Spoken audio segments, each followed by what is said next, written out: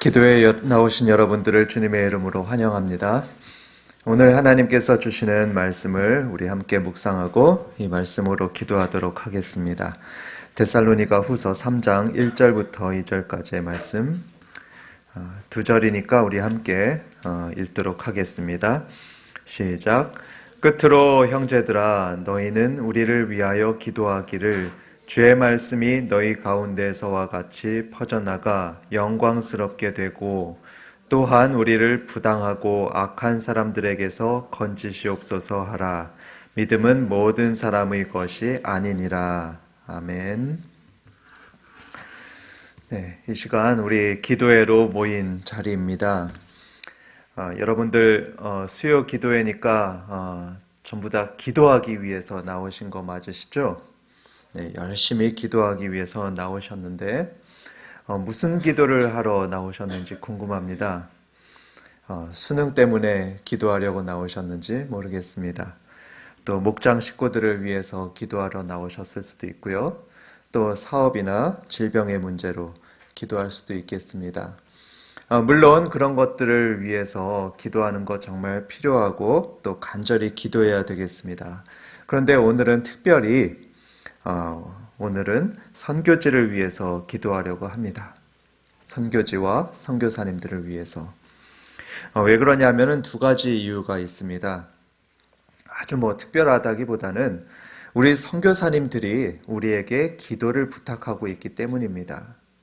선교사님들이 이 기도회를 통해서 꼭 기도해 주십시오 부탁을 하고 계십니다. 그들은 우리들의 기도가 필요하기 때문입니다. 선교지와 선교사님들은 우리들의 기도를 정말로 필요로 하고 있습니다. 그래서 오늘 우리는 선교지와 선교사님들을 위해서 기도하고자 합니다. 여러분 이렇게 동의하고 기도해 주시겠습니까? 네, 이렇게 기도해 주시는 것에 대해서 감사합니다. 그런데 무슨 내용으로 우리는 기도해야 될까요? 과연 선교지와 또 선교사님들은 어떤 기도를 필요로 할까요? 그것을 알아보기 위해서는 뭐니 해도 우리는 성경을 보아야 되겠습니다. 항상 성경이 기준이 되기 때문에 성경에서는 어떻게 선교사들을 위해서 기도해야 되는 건 이렇게 말하고 있는지 한번 살펴보고자 합니다. 그렇게 살펴보고 오늘 이 기도의 시간에 이 선교지와 선교사들을 위해서 간절히 기도하길 원합니다. 우리가 이 선교지를 위해서 기도하기 전에 먼저 알아야 될 것이 있습니다.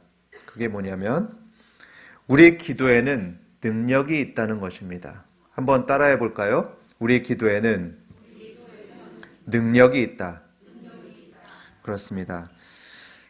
우리 기도에는 정말 능력이 있다는 것을 우리들이 알아야 합니다. 그런데 저를 비롯해서 우리 모두가 아닐 수도 있죠. 일부분의 여러분들 가운데는 우리 기도에는 큰 능력이 있다는 것을 잘 믿지 못하는 것 같습니다. 저도 때로는 그런 의심이 듭니다. 제가 VIP 목록들을 600명 목록을 가지고서 늘 기도를 하는데 마음속에 때로는 회의감이 듭니다. 내가 이렇게 기도해가지고 정말 이들이 영적으로 유익을 얻고 하나님을 믿을 수 있을까? 회의감이 들기도 합니다. 그런데 만약에 우리가 정말 내 기도에 능력이 있다고 믿는다면 어떤 일이 있겠습니까? 여러분 기도 많이 하시지 않겠습니까? 내 기도가 정말 하는 대로 다 능력 있게 역사한다면 여러분 기도를 정말 많이 할 것 같지 않으세요? 아마 하루 종일 어떤 사람을 위해서나 나라를 위해서나 또 가족을 위해서나 목장 식구를 위해서 하루 종일 기도할 겁니다. 그런데 그렇게 하지 못하는 이유는 아마도 내 기도에 대한 확신이 없는 것 때문이지 않을까. 그렇게 생각해 봐야 될 겁니다. 우리는 믿어야 됩니다. 우리 기도는요, 생각보다 능력이 있습니다. 생각보다 능력이 있는 것이 우리들의 기도입니다. 이 사실을 성경의 본문을 통해서 확인해 보겠습니다. 오늘 이 데살로니가 후서, 이거는 편지의 내용입니다. 누가 편지한 내용일까요? 사도 바울이 편지한 내용입니다. 사도 바울, 제가 지금 바울 앞에 사도라는 말을 썼죠. 예, 이 사도라는 말이 굉장히 중요한 내용입니다. 사도라면은 굉장히 대단한 지위를 갖고 있는 것이 사도입니다.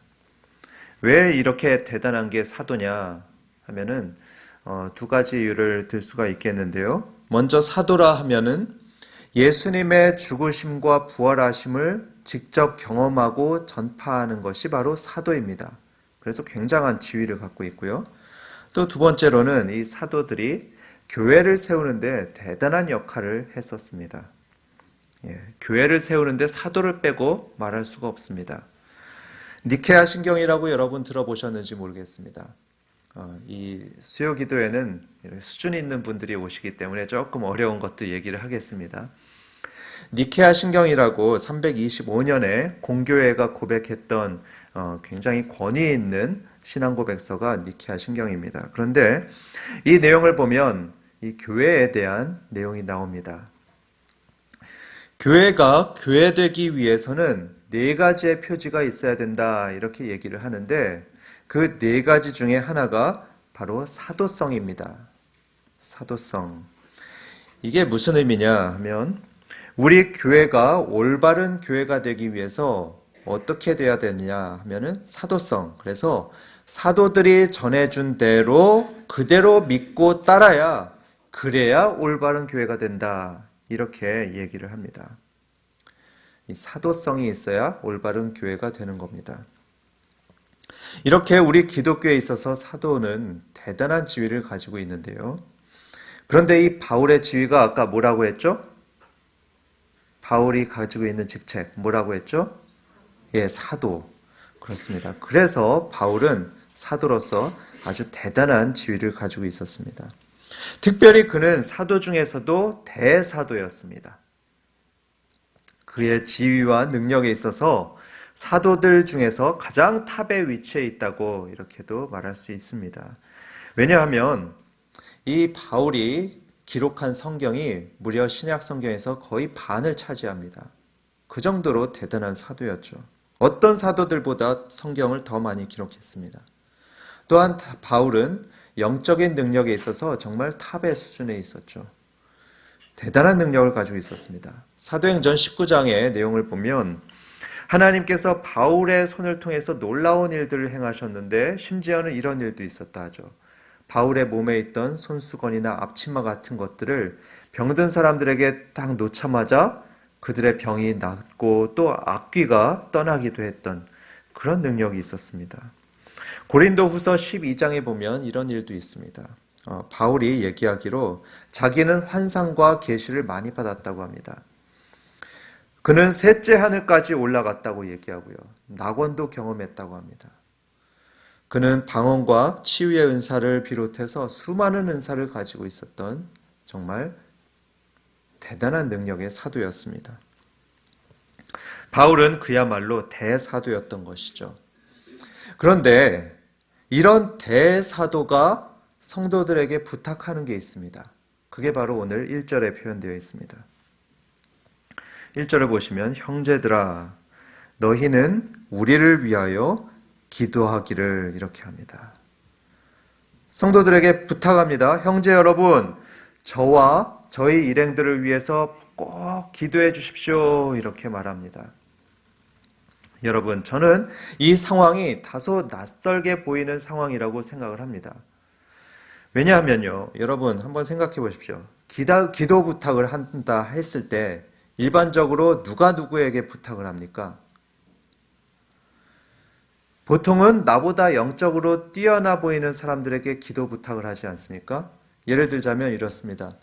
빌리 그레암 목사님 이제 돌아가시긴 했는데 이분이 정말 대단한 영적인 사람이죠.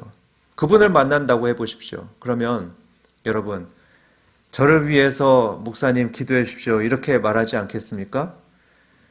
저희 자녀가 이렇게 있습니다. 이 자녀 손을 얹고 기도해 주십시오. 이렇게 부탁을 하죠.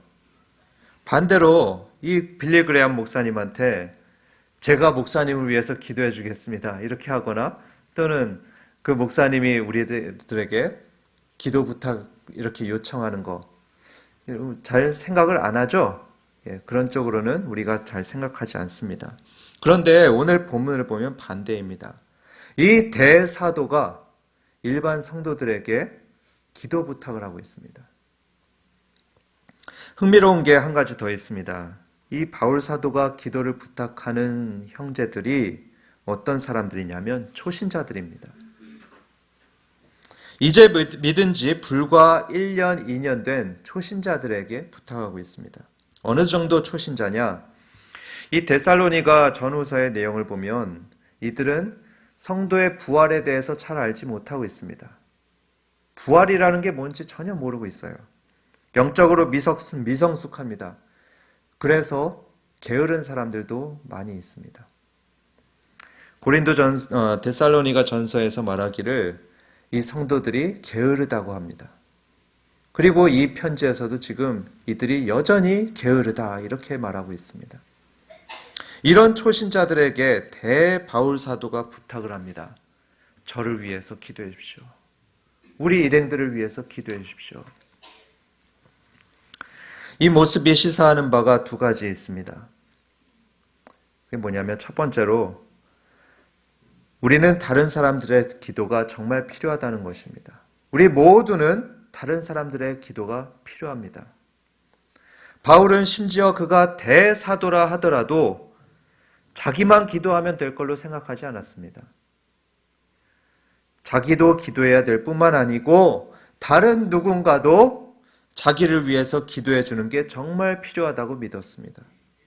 자기의 사역이 성공하기 위해선 다른 성도들의 기도가 너무나 필요하다고 생각했습니다. 그래서 겸손하게 기도를 부탁하고 있습니다. 또 두 번째 시사하는 점은 이 다른 사람들의 기도가 능력이 있다는 것입니다.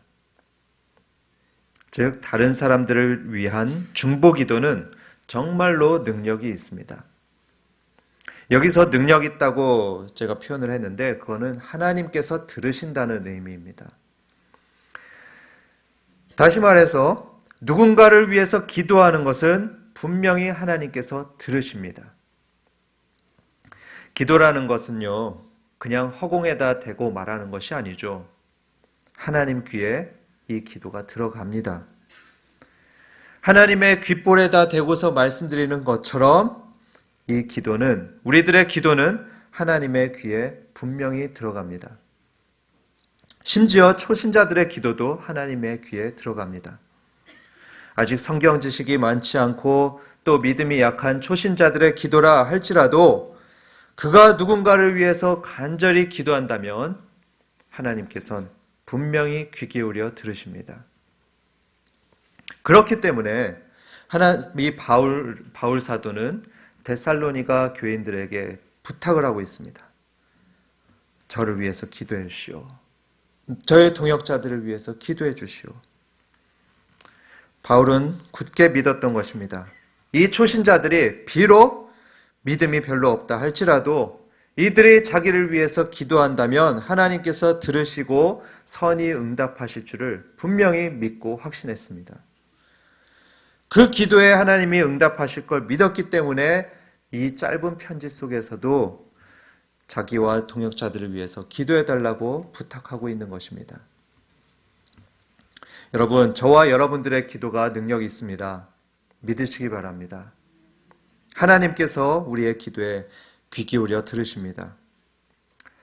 믿음 좋은 우리 목사님이나 또 전도사님들이야 하나님께서 들으시겠지만 저 같은 사람의 기도를 과연 들으실까요? 아닙니다. 아닙니다. 여러분들의 기도도 하나님께서 귀 기울여 들으십니다. 이 기도가 하나님의 귀에 들어갑니다. 물론 우리들의 기도에 응답할지 말지 그거는 그분께서 판단하실 겁니다. 그런데 중요한 건 우리들의 기도가 하나님 귀에 분명히 들어간다는 것입니다. 그렇기 때문에 이 대사도 바울이 성도들의 기도를 필요로 했듯이 우리 선교사님들도 저와 여러분들의 기도를 필요로 합니다. 이들을 위해서 기도해 주시기 바랍니다. 기도해달라고 선교사님들이 부탁하고 있습니다. 그렇기 때문에 선교사님들을 위해서 기도해 주시기 바랍니다. 자, 근데 선교사님들을 위해서 우리는 뭘 기도해야 될까요? 첫 번째로 우리가 기도해야 될 것은 이 선교사님들을 통해서 복음이 잘 전파되기를 기도해야 됩니다. 한번 따라해 보겠습니다. 복음 전파가 잘 되길 기도하자. 네, 선교사님들을 위해서 기도할 땐 복음 전파가 잘 되도록 기도해야 됩니다. 오늘 본문의 배경을 한번 살펴보겠습니다. 이 배경은 이렇습니다. 바울 선교사 일행이 지금 2차 선교 여행을 떠나고 있는데요. 이렇게 선교를 하던 중에 복음으로 인해서 핍박을 당하고 있던 상황이었습니다. 누가 핍박했습니까? 여러 사람들이 핍박했는데 그 중에서 유대인들이 핍박했습니다. 같은 동족인 유대인들이 핍박을 했는데 왜 그랬냐? 이들은 이 기독교로 개종시키고 있는 바울 일행들에게 이렇게 위협하고 있는 겁니다. 더 이상 개종시키지 말아라. 개종시키지도 말고 또 들은 너희들은 개종하지도 마라. 이렇게 위협하고 있는 상황입니다. 지금도 이렇게 반개종법을 가지고 있는 나라들이 여러 나라들이 있습니다. 이들 나라들에서는 이렇습니다. 개종하게 된다면 그들에게 불이익을 주거나 또는 죽이기도 합니다. 이게 반개종법인데 마찬가지로 이 당시의 유대교도 이렇게 개종하는 사람들을 위협하고 핍박했습니다. 가만히 안 둔다고 위협했습니다. 이런 유대교뿐만 아니고 이방인들도 핍박했던 사람들 중에 한 무리였습니다. 이 이방인들은 다신론을 믿고 있었습니다. 여러 신들을 믿고 있었던 이들은 이 사도 바울이 다신론이 아니고 유일신을 가르치고 있었죠. 오직 하나님만 믿어라 이렇게 하니까 그런 것들을 가르치지 말아라 이렇게 위협하고 있습니다. 또한 로마 제국이 핍박하고 있었죠.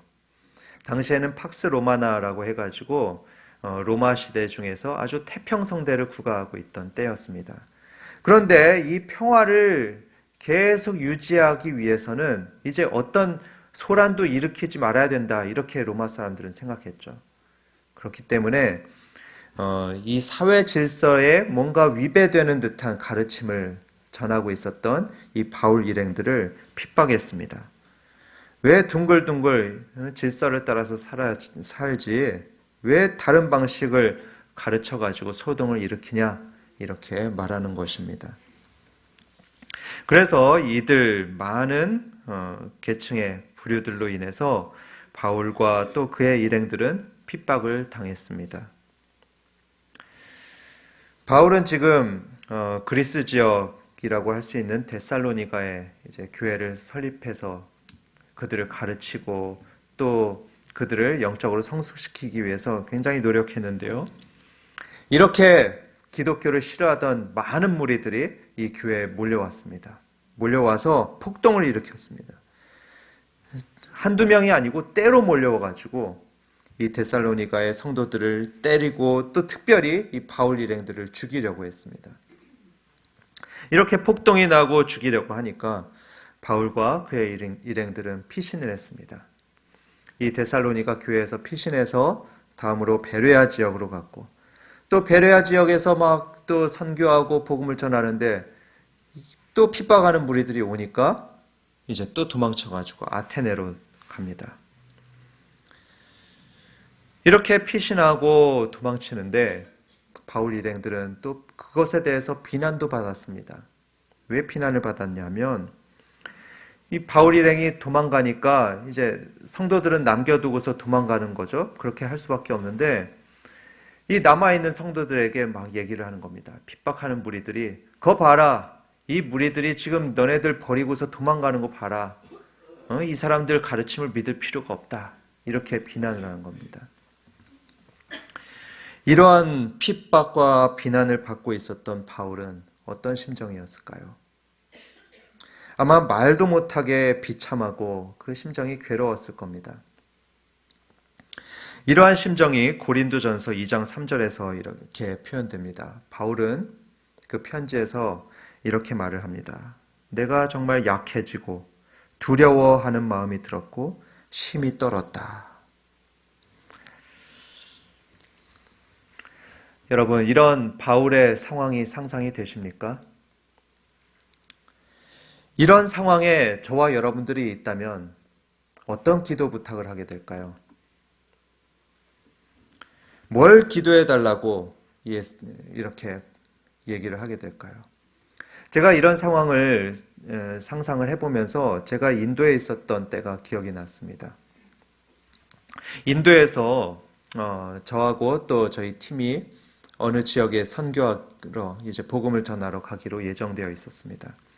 그 지역에 이제 조그만 교회가 있었는데 그 교회에 성도들이 모이고 또 저희들은 말씀을 전파하기로 계획되어 있었죠. 그런데 바로 가기 6시간 전쯤에 이런 소식이 들려왔습니다. 경찰들, 그 현지 경찰들이 교회에 몰려 들어와 가지고 그 모든 집기들을 다 때려 부수고 난장판이 되어 있다고 얘기를 들었습니다. 그래서 그 지역에 가면 큰일 난다고 가지 말라고 했습니다. 제가 이 얘기를 듣고서 자연스럽게 저희들의 일행들은 기도하게 되었습니다. 저희가 어쨌든 이 교회는 빼더라도 그 지역으로 가게 될 텐데 하나님 저희들을 보호하여 주십시오. 그리고 사람들에게도 기도 부탁을 했죠. 저희가 복음 전하러 가는 모든 길 가운데 안전으로 하나님이 지켜주시길 기도해 주십시오. 자, 그렇다면 이러한 상황 속에 있었던 바울은 과연 어떻게 기도했을까요? 한번 1절을 찾아보겠습니다. 1절을 다시 한번 보면은 끝으로 형제들아 너희는 우리를 위하여 기도하기를. 자, 그 다음에 무슨 부탁을 합니까? 주의 말씀이 너희 가운데서와 같이 퍼져나가길 기도해달라. 이렇게 합니다. 주의 말씀이 퍼져나가길 기도해달라. 여기서 주의 말씀 하면 예수 그리스도의 복음을 말합니다. 예수 그리스도의 복음, 그것이 퍼져나가도록 기도해달라. 여기서 퍼져나간다, 이 단어는 헬라어로 보면 뛰어간다는 의미를 가지고 있습니다. run, 영어로 run이라고 번역되어 있는데요. 이 단어를 당시에 사람들이 보게 되면 자연스럽게 이런 생각이 나는 단어였습니다. 육상선수가 달려가는 거. 예. 그 달려간다 할 때 쓰는 이 단어가 퍼져나간다. 이때 쓰였던 단어입니다. 즉 바울의 이 요청은 무슨 말이냐면 복음이 마치 육상선수들이 달려가는 것 같이 그렇게 복음이 퍼져나가도록 기도해달라. 이 의미를 담고 있습니다. 그런데 그 앞에 수식어가 있죠. 너희 가운데서와 같이 퍼져나가게 해달라. 이건 무슨 의미이냐? 데살로니가 전서 1장 8절에 보면 이런 말이 있습니다. 지금 이 데살로니가 지역의 성도들에게 쓰고 있는 편지인데 이 지역이, 이 교회가 복음이 아주 충만합니다. 그리고 막 퍼져나갑니다. 이 복음이 너무나 흥왕해가지고 마케도냐하고 또 아가야 지역 이런 데 막 퍼져나가고 있고요. 이 교회 성도들의 믿음이 굉장히 크다고 입소문이 났습니다. 저기 데살로니가 교인들의 믿음은 대단히 큽니다. 정말 훌륭한 성도들입니다. 이 소문이 각지에 다 퍼져나갔습니다. 그래서 바울의 요청은 이겁니다. 너희들이 속한 교회 복음이 그렇게 멀리 퍼져나가듯이 내가 선교하고 있는 이 지역에서도 복음이 퍼져나가도록 기도해달라. 그렇게 복음이 달려나가도록 기도해 주십시오. 이렇게 요청하는 겁니다. 바울이 부탁하는 첫 번째 기도 제목은요, 자기의 안전을 위한 기도가 아니었습니다. 자기가 물질적으로 뭔가 풍족하게 해달라고 기도하는 것이 아니었습니다. 첫 번째 기도 제목은 복음 전파였습니다. 바울이 요청하고 있는 가장 우선순위의 기도 제목은 복음 전파. 그게 최우선의 기도 제목이었습니다. 복음이 전파되되 그냥 연예인들에 대한 소문이 막 퍼져나가는 그런 신변잡기에 대한 그런 소문이 아니고요. 마치 육상선수가 달리듯이 마치 힘센 준마가 달려가듯이 복음이 힘차게 퍼져나가도록 그렇게 기도해달라고 부탁하고 있습니다. 그런데 단지 복음이 전파되기만 하면 그것으로 끝이 아닙니다. 전파되는 것, 그것뿐만 아니고 그 전파된 복음을 사람들이 받아들이는 것, 또 그것이 굉장히 중요하죠. 그래서 바울은 1절에서 이렇게 말을 합니다. 다시 한번 1절을 보면 주의 말씀이 기도하기를 주의 말씀이 너희 가운데서와 같이 퍼져나가서 그 다음에 어떻게 되기를 기도하죠? 영광스럽게 되도록 기도해달라 이렇게 말을 합니다.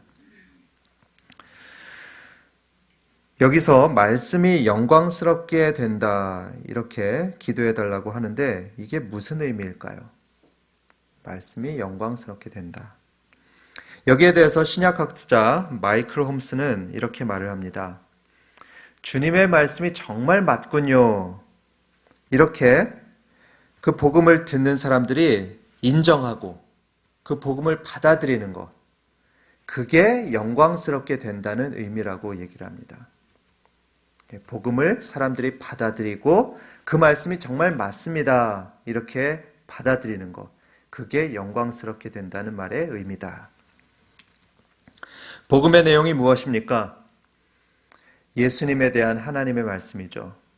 예수 그리스도를 마음에 받아들이고 또 신앙을 고백하는 사람들은 구원받는다.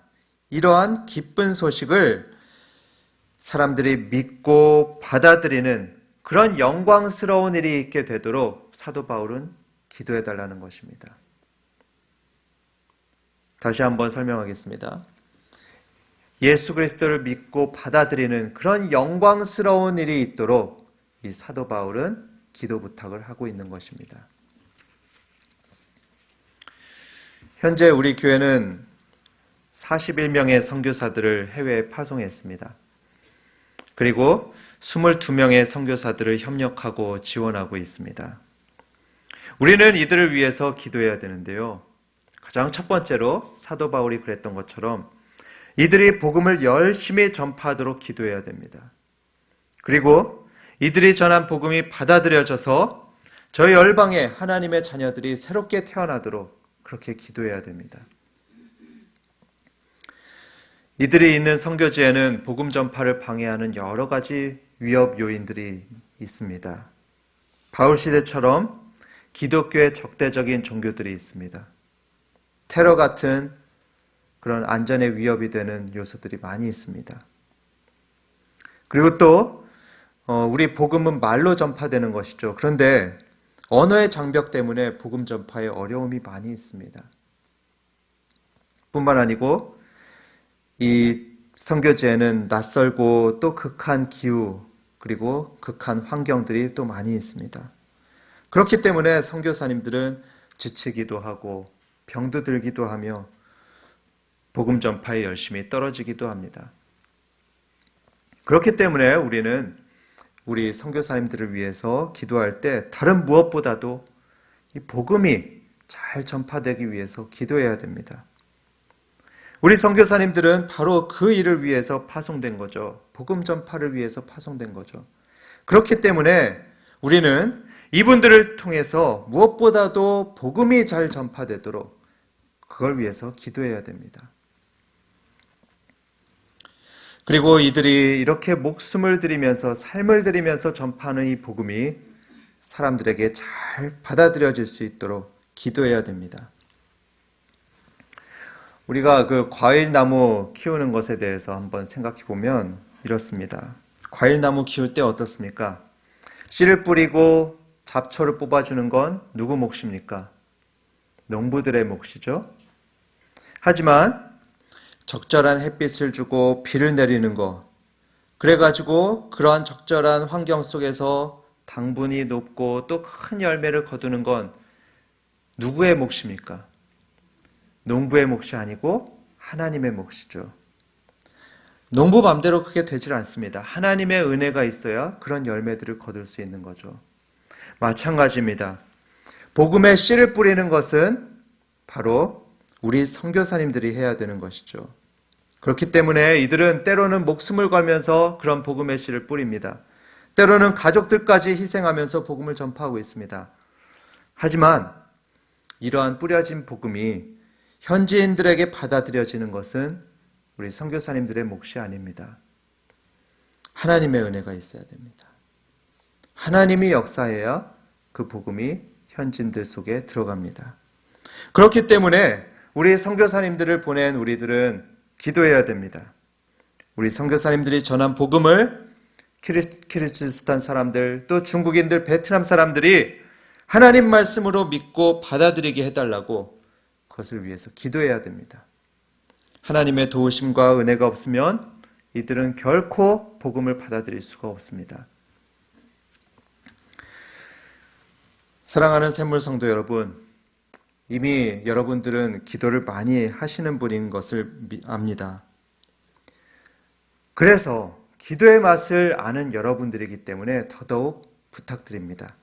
우리 선교사님들을 위해서 꼭 기도해 주시기 바랍니다. 지금 기도회 때도 기도하시지만 목장에서도 기도해 주시고 개인적으로도 선교사님들을 위해서 꼭 기도해 주시기 부탁드립니다. 기도할 때는 무엇보다도 우리 선교사님들을 통해서 복음이 잘 전파되도록 기도해 주시기 바랍니다. 이 전파된 복음이 사람들 속에 스펀지처럼 잘 흡수되도록 기도해 주시길 주님의 이름으로 축원합니다. 다음으로 오늘 말씀을 통해서 우리가 기도해야 될 또 다른 내용을 하나 살펴보겠습니다. 우리가 선교사님들을 위해서 기도해야 할 때 복음 전파와 더불어서 또 뭘 위해서 기도해야 되느냐? 그것은 선교사님들의 안전을 위해서 기도해야 됩니다. 한번 2절을 보겠습니다.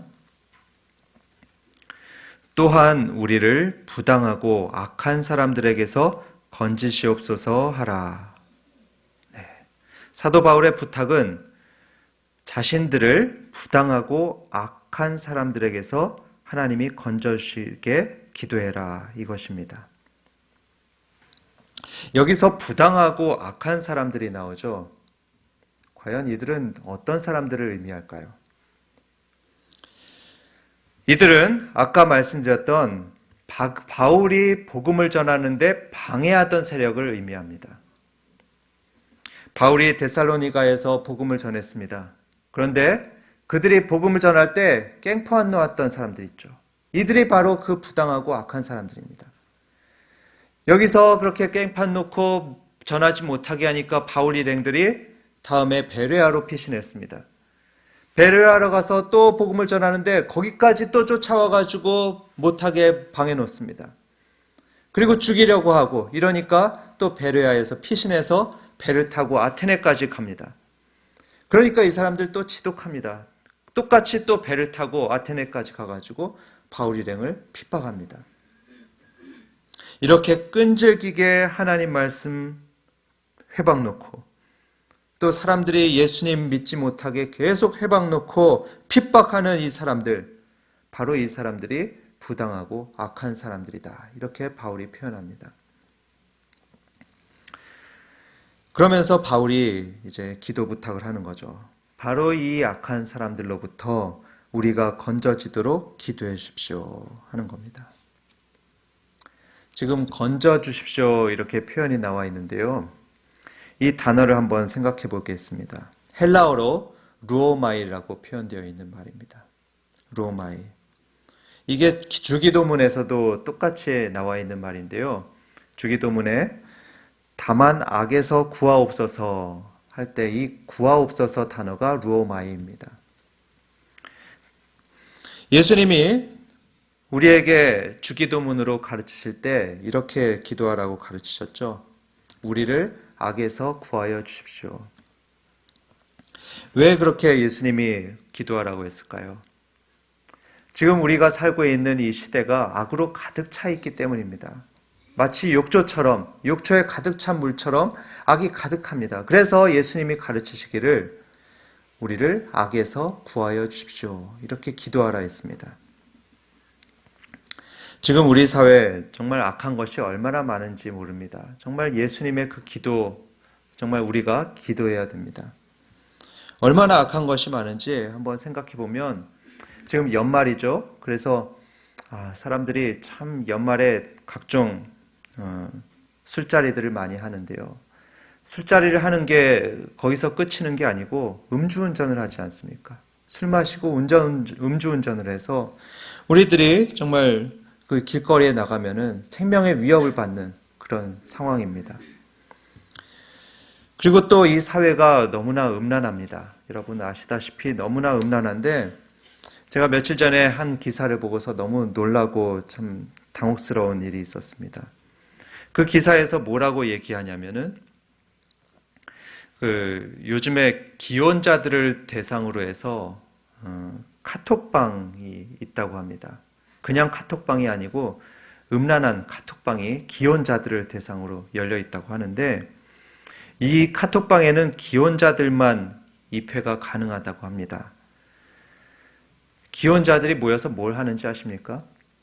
거기에서 서로 다른 배우자들과 만나가지고 거기서 연결을 해가지고 배우자 몰래 유부남과 유부녀가 연애하는 그런 카톡방이라고 합니다. 정말 음란한 사회를 우리들이 살아가고 있습니다. 이처럼 온 사방에 그리고 우리의 손이 닿는 이 거리에 불안한 일들이 많이 있고 음란이 가득한 그런 사회 속에 살아가고 있습니다. 마치 악이 음녀처럼 우리들을 손짓하며 부르는 이 시대입니다. 이런 한국 문화 속에서 우리는 하나님의 은혜가 없으면 이 악의 위협 가운데서 우리의 안전을 확보할 수가 없습니다. 바울이 지금 악한 사람들에게서 건져지도록 기도해 주십시오. 이렇게 말하고 있죠. 이때 그가 간구하는 내용이 바로 이런 겁니다. 마치 한국 사회가 이렇게 악으로 가득 차 있듯이 바울 선생님과 그 일행들이 복음을 전파하고 있는 그 선교지에 악한 사람들이 온 사방에 있다는 겁니다. 마치 한국 사회처럼 그렇게 가득한 악한 사람들 속에서 우리가 건져지도록 기도해 주십시오. 이렇게 바울은 부탁하고 있습니다. 우리 선교사님들이 이런 기도를 필요로 합니다.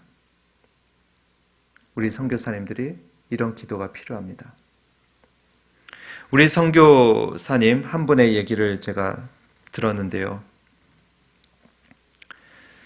선교사님과 함께 동역하고 있는 한 자매가 있다고 합니다.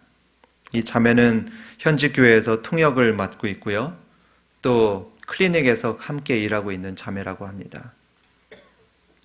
그런데 문제는 이 자매의 어머니가 믿지 않는 사람인데 딸이 이 선교사님하고 같이 일하지 못하도록 막고 있다고 합니다. 방해한다고 합니다. 방해하면서 만약에 너 계속해서 이 선교사하고 일하면은 내가 대통령에게 편지하겠다. 편지해가지고 이 선교기관 문 닫게 만들고 너하고 같이 일하고 있는 선교사 추방시키겠다. 이렇게 딸에게 위협하고 있다 합니다. 여기에 대해서 우리 선교사님은 대답했다고 합니다. 너 우리 걱정하지 말아라. 문 닫는 것도 하나님이시고 추방하는 것도 하나님이시니 너 걱정하지 말아라. 이렇게 자매에게 말했다고 합니다. 또 다른 선교사님 얘기도 들었습니다. 파송 선교사님인데요. 그분이 있는 나라는 종교법이 개정돼 가지고 성경이 배포되는 게 금지되어 있는 나라라 합니다. 그런데 이렇게 금지되어 있음에도 불구하고 수많은 선교사들이 성경을 배포했다고 합니다. 지금까지 약 50년 동안 성경을 막 배포를 하다가 어떤 선교사님들은 추방당하고 또 협박도 당할 뿐만 아니고 구타도 당하고 또 투옥도 되었다고 합니다. 그래서 이 선교사님도 작년에 추방당할 위기에 놓여 있었다고 합니다. 이렇게 활동하는 선교사님들을 정부에서 알고 비자에 시비를 걸면서 추방하려 했다. 이렇게 소식을 들었습니다. 선교사님들이 많은 지역에서 이렇게 핍박과 고난을 당하고 있습니다. 그런데 이런 단순한 육체적인 테러만 이들이 당하는 어려움이 아닙니다. 일부 선교사님들은 상대적으로 안전한 나라에도 살아가고 있죠. 그런데 이분들은 상대적으로 그렇게 안전하다 하더라도 어쨌든 남의 나라에 살고 있는 거죠. 또 다른 민족하고 살고 있죠.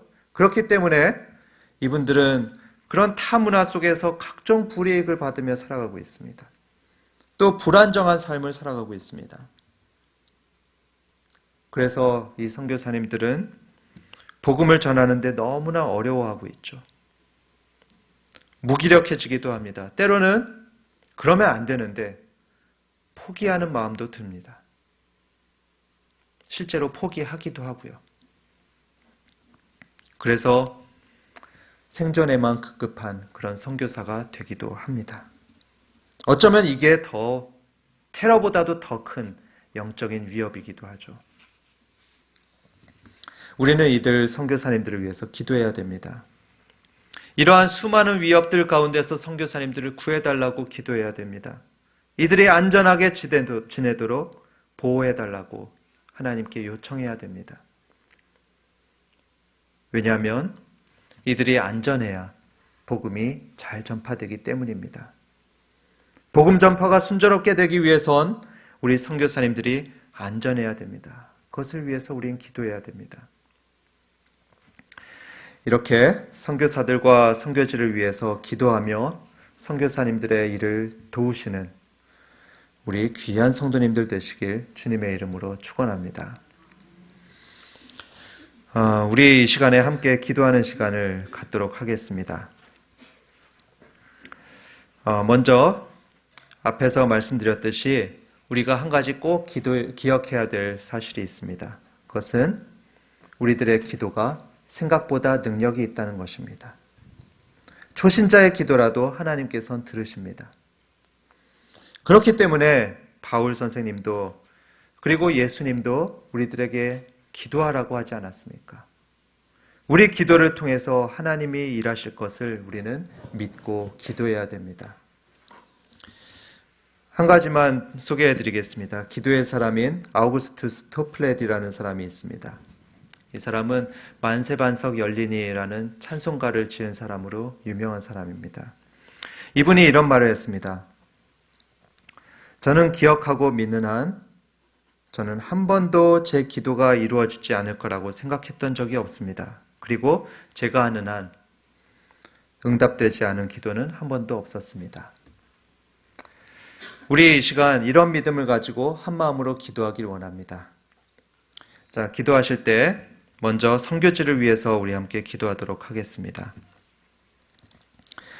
선교지를 위해서 두 가지 기도 제목을 놓고서 우리 함께 기도하겠는데요. 첫 번째로 오늘 말씀에서 전한 것 같이 복음 전파를 위해서 기도해 주시기 바랍니다. 반주해 주시고요. 선교사님들이 복음을 담대하게 전하도록 기도해 주시기 바랍니다. 정말 어떠한 위협에도 굴하지 않고 복음을 담대히 전하도록 기도해 주십시오. 복음이 마치 육상선수의 달리기처럼 정말 입소문을 타고 널리 전파되도록 기도해 주십시오. 복음이 전파되는 그 지역들에 여러 다른 신들이 있습니다. 우상인 다른 신들이 많이 있는데 그러한 가운데서 오직 예수 그리스도만이 참된 구원자임이 전파되도록 기도해 주시기 바랍니다. 그래서 그렇게 전파된 복음이 많은 사람들에게 들어가서 그 사람들이 구원받을 수 있도록 그런 역사가 있도록 기도해 주십시오. 다음으로 오늘 말씀처럼 선교사님들의 안전을 위해서 기도해 주시기 바랍니다. 우리 선교사님들 수많은 위협 가운데 있습니다. 질병이 있고 테러가 있고 각종 위협이 있는데 그 위험 가운데서 보호해 주시길 기도해 주시기 바랍니다. 비자 발급이 제대로 안 되는 경우들이 많이 있어서 어려움을 겪고 있습니다. 비자 발급이 원활히 되어서 그들의 신분에 문제가 없도록 기도해 주시기 바랍니다. 엄청난 더위가 있고 또 추위가 있습니다. 이러한 위협에 굴하지 않고 복음을 전파할 수 있도록 그리고 선교사님들 가족들을 보호해 주시기를 이 시간에 기도해 주십시오. 이렇게 선교지를 위해서 복음이 잘 전파되고 선교사님들 안전할 수 있도록 기도해 주시기 바랍니다. 하나님 아버지, 이 시간에 주님 앞에 간절히 기도드립니다. 우리 선교사님들을